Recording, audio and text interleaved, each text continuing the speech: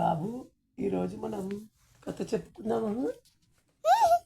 కథ పేరు ఐకమత్యమే బలం. ఐకమత్యమే బలం. పూర్వకాలంలో ఉజ్జయిని నగరంలో ఒక వర్తకుడు ఉండేవాడు. వర్తకుడు అంటే తెలుసా? Business man. అతను చాలా తెలివిగా వ్యాపారం చేస్తూ డబ్బు పేరు సంపాదించుకున్నాడు. అన్నీ ఉన్నా అతనికి ఉన్న దిగులు ఒక్కటే. అతను కొంచెము దిగులుతో ఉన్నాడంట. ఎందుకున్నాను? అది తన పిల్లల గురించి. అతని 4 పిల్లలు పుట్టడంతోనే ధనవంతులు కావడం వల్ల అల్లారు ముద్దుగా పెరిగారు. ఎవరికీ చదువు అబ్బలేదు. ఇతరులంటే నిర్లక్ష్యం, లోకజ్ఞానం లేదు.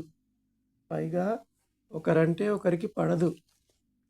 వారికి వయసు పైబడుతున్నా ఏమాత్రం మార్పు రావడం లేదు.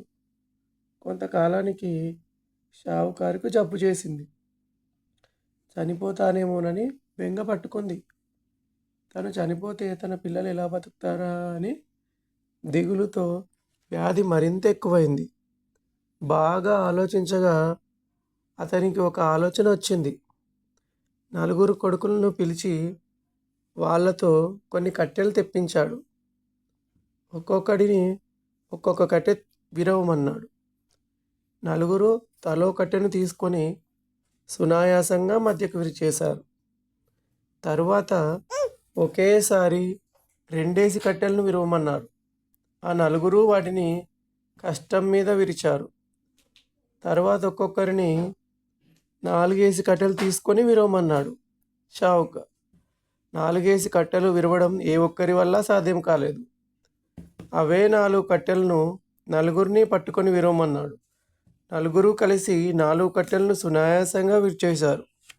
చూసారా, మీరు కలిసికట్టుగా ఒక పని చేయగలిగారు. ఎవరికి వారు చేయలేకపోయారు.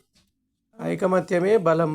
కాబట్టి నా తదనంతరం మీరు ఐకమత్యంగా ఉంటామని ప్రమాణం చేయండి అన్నాడు తండ్రి.